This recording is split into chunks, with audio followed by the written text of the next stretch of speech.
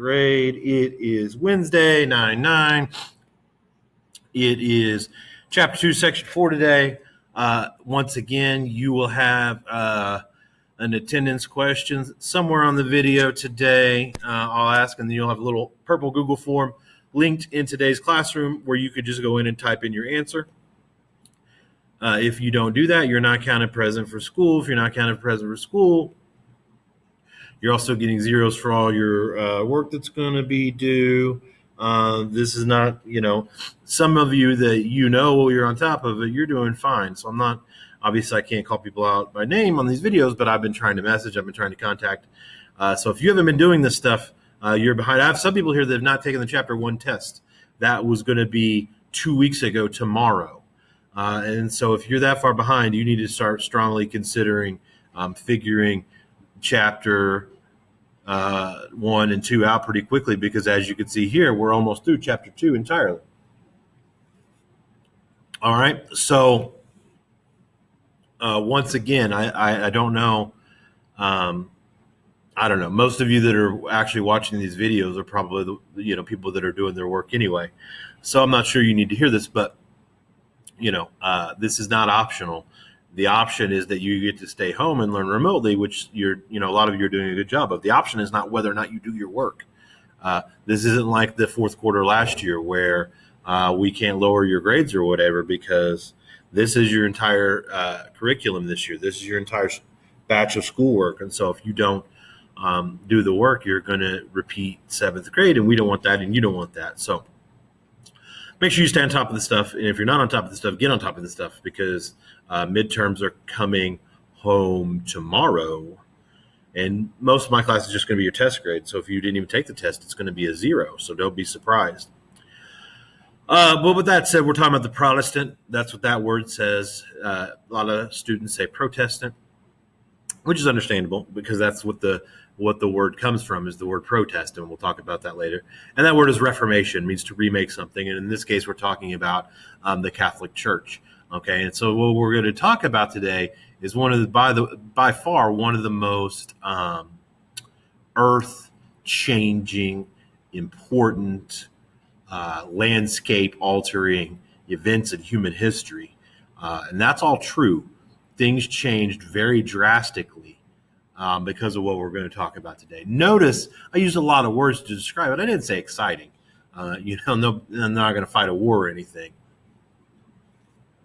But I'll do my best. It's better when you're in class. But I'll do my best on YouTube to do what I can. If I understand that why you're not here. So I'm not trying to get you back to come back to class. If you want to, that's fine. I'm just saying it works better with me able to see you also. But anyway, we're still working on that to try to get you in here. Like I said, since it's the end of the chapter, we got a test. When's the test? I don't know. I haven't figured out that far yet. As a lot of us are in our day-to-day life, I'm really just trying to get through Wednesday on Wednesday. And, even last year, I would be able to tell you 2 weeks in advance, like what day exactly the test is going to be. But, this is a new system, and the pandemic and everything has basically plunged us into a constant system of chaos. So if you feel that way, don't feel like you're alone. Your teachers and your principals and superintendents, school board members, janitors, cooks, we all feel that way too. But let's just get through what we could do today, and then we'll worry about tomorrow. But your test, like I said, we'll read this section tomorrow, and so we'll start preparing for Friday. So my guess is probably around Wednesday of next week, but I'm not 100% sure of the day there. So before we get talking about this guy named Martin Luther, it's important, you've heard this name before, but it usually has the word King on the end, right? Martin Luther King Jr. These are two different people, okay? They are very different people. Martin Luther King was named after Martin Luther. Well, that's not technically true. He was named after his dad, Martin Luther King Sr. Martin Luther King Sr. was named after Martin Luther, but you understood what I was saying. So as you can see in here, Martin Luther was German. He lived in the 1500s. He was white. Martin Luther King Jr. was none of those things. He was American. He lived in the 1900s. He was, of course, a person of color because he was, one of our most famous civil rights leaders. And so they're very different people. And so I have every year people miss test answers because they put Martin Luther King. And I understand that. I understand why your brain wants to do that, but you got to make sure this is a different dude. There's no king in his name. So he was a German priest and a professor of theology. A theocracy we talked about last chapter, that's a society that's based entirely around religion. So you can figure out what that prefix means, theo. It means religion. So theology is like biology is the study of, animals and things like that. The chemistry is, or zoology is the study of animals. Theology is the study of religion. And so he was a member of the Catholic Church, just as everyone was a member of the Catholic Church, because as we talked about all the way back in section 1, Western Europe was basically a theocracy also, and they were run by the Catholic Church and the Pope and whatever. So Luther's got issues with the way the Catholic Church is run. And he basically, if you examine the facts, it's pretty hard to argue with him, okay? Catholic Church has something that's called indulgences, okay? And you may or may not be Catholic. I don't know your beliefs outside of the school system. But even if you're not, you've probably seen this in a TV show or movies where they go into a confession booth, right? And they got that little screen, and there's a little booth on one side, and he goes in there. The person goes in there and says, "Forgive me, Father, I've sinned. It's been so long since my last confession, and here's what I've done. I've jaywalked, or I've, told my mom I didn't eat the piece of chocolate cake, so I can get another piece of chocolate cake." Or I murdered 50 people. There are different levels of severity, of course, for how, hopefully it's not that last one. But there are different levels of severity for how bad your sin can be. And then the priest decides that you can have indulgences, and that is you pay a certain price, whether that's saying, Hail Marys or the Lord's Prayer or doing certain community service or whatever, and then you've been given an indulgence. In other words, it's a removal of the burden of sin that God has forgiven. Okay, and so if you're Catholic, I might not have explained that perfectly, but that's basically the idea. I'm not Catholic, so what Martin Luther was not happy about was the fact that the church was selling indulgences, and you can obviously see what the problem there is. If two people, one that's broke and one that's rich, commit the same crime or the same sin, it doesn't have to be a crime. It could be lying about the chocolate cake, like I said. And one person is like, "Hey, I lied about chocolate cake, and now, in the church's eyes, God has not forgiven you." And another guy pays $50 and it's like, "Hey, God," and he could even committed a worse, like a murder or whatever.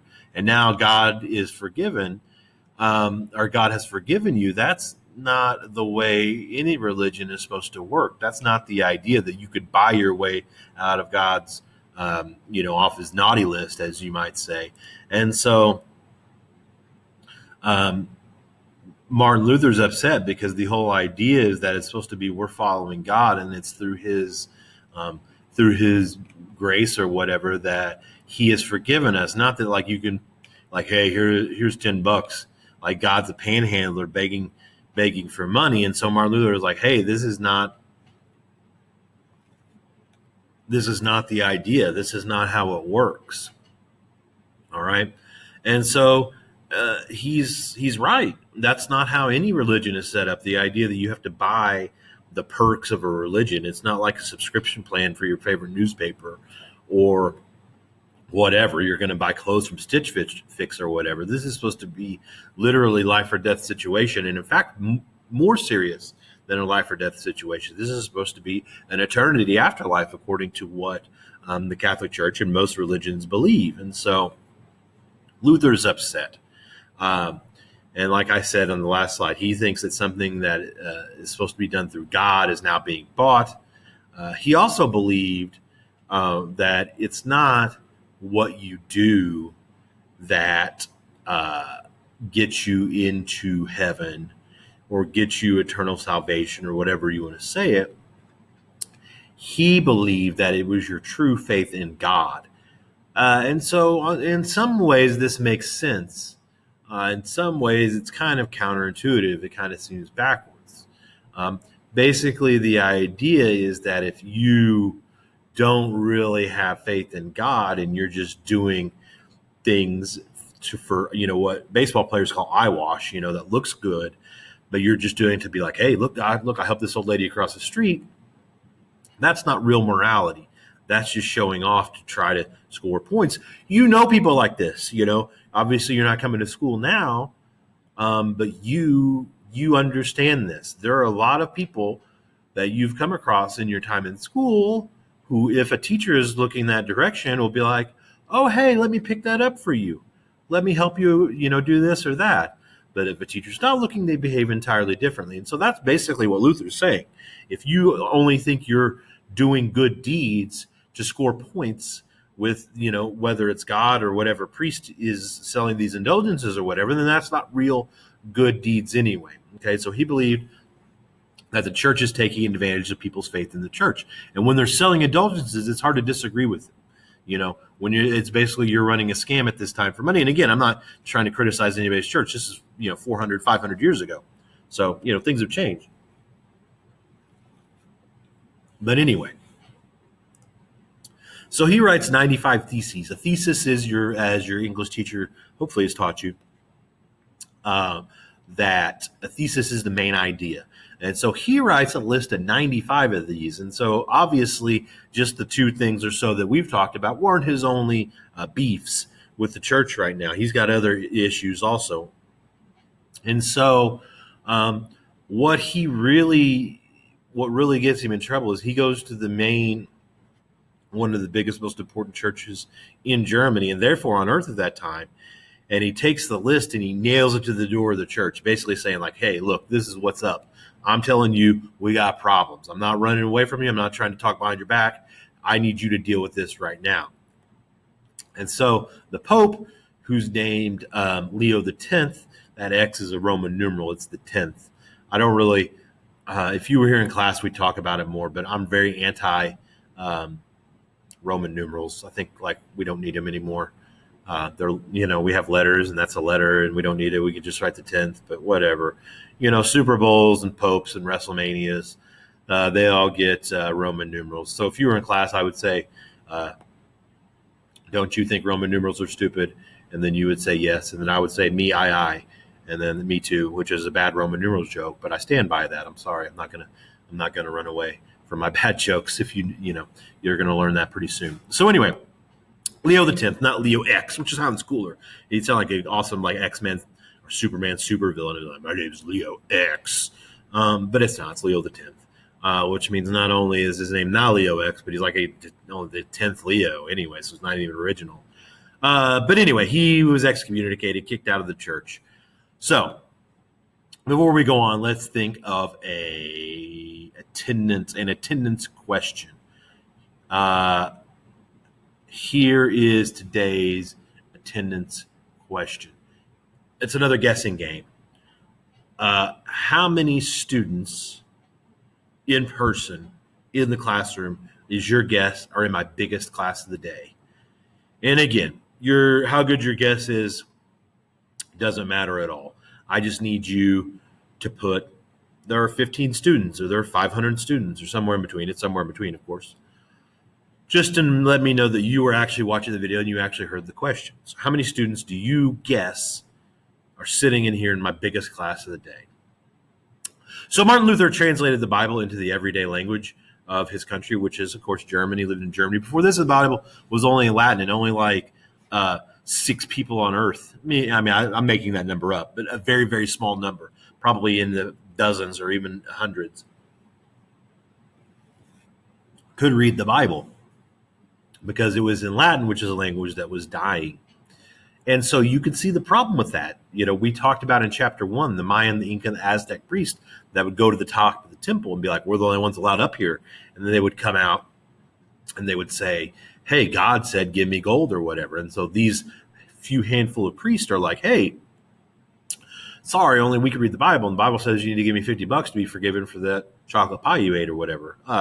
And so basically this brought the Bible to the everyday common person who could read, which is a much lower percentage than people who could read now, but still a lot more than just a few dozen or 100 people who could read Latin. And so now when a priest says, hey, the Bible says blah, blah, blah, blah, blue, you could say, no, it says bleebity, blah, blah, blah. I read it right here. I can read German. And so it's harder to pull a scam on people. So he translated, his translated version led to the most popular version of the Bible that still exists today, which is called the King James Version.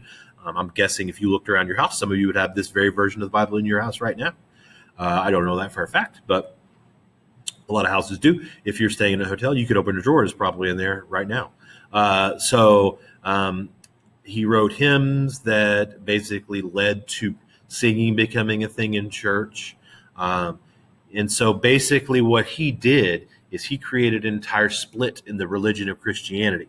Before Martin Luther, Christianity was only Catholicism, being Catholic. That was the only flavor of Christianity available. The real word is denomination, not flavor, but you get the idea.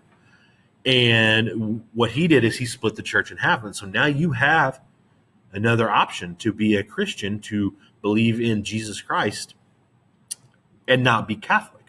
As you know, this took off because the most popular religion in America is Protestantism. And so if you are a Christian, but you're not a Catholic, you are a Protestant. There are different denominations of Protestantism. There are Baptists, there are Presbyterians, there are Lutherans, as you can see here, Church of God. I mean, a lot of the different churches that you go to, if you worship and talk about Jesus, but you're not a Catholic, you are a Protestant. And so this really opened the way for one of the most important and influential religions ever. Protestant priest, your reverend, can get married, whereas Catholic priests cannot. And so his religion was called Lutheranism. It still exists. There's still Lutheran churches, of course. And so this was one of the most important things in world history. The idea of being a Christian without being a Catholic came into being. Okay, so that was very important. Like I said, not that exciting, but it's important. So, as we talked about a few sections ago, basically like two fighting brothers and sisters who draw a line down the middle of the room and like, I'm not going on your side, and you don't go on my side. That's what Spain and Portugal did with like half the earth. I drew a line like you get half and I get half. And so like the other countries, like France and England, Italy, they're like, well, that's not fair. Like if you and I, like if we're on a field trip and there's like 50 students with me and like we find buried treasure, and then I'm like, all right, we need to split this up. And the only fair way is for Bob and Mr. Batts to split all the gold. And the rest of you don't get anything. Bob and Mr. Batts are going to be pretty stoked. Spain and Portugal were pretty happy about this, even though really Portugal wasn't super happy because Spain got more, again, I talked about last time, when you break a candy bar in half and one person gets the bigger half. But the rest of the earth was like, hey, no, this isn't fair. You can't just split everything up between the two of us. We need to be in on this too. Which is understandable, although even that's unfair. The real answer is like, hey, none of us get any of this. This is none of our business. Leave it to the Native Americans. But, obviously that's not what happened. So France begins exploring. And, long story short, and it's too late for it to be short, but shorter anyway, this is going to lead to a lot of shooting, a lot of stabbing. People are going to get really upset over fighting over this. France, unlike Spain and Portugal and later on England, and England, of course, wins. We'll get into that later, but the reason England wins is because you can understand what I'm saying to you right now. You speak English, right? So if you understand what I'm saying, then you know that England won, because that's why we all speak English. We'll get into that later. So France was not really there to take land. They were there to make money. They wanted to just basically kill animals, beaver specifically, and sell their pelts, their furs. Beaver was especially valuable because they're pretty much waterproof. They didn't have like Gore-Tex raincoats back then, so you had to make raincoats from beavers. So last thing we'll talk about, and of course, like I said, a few of these slides I've burned through too fast, but we're getting close to 20 minutes.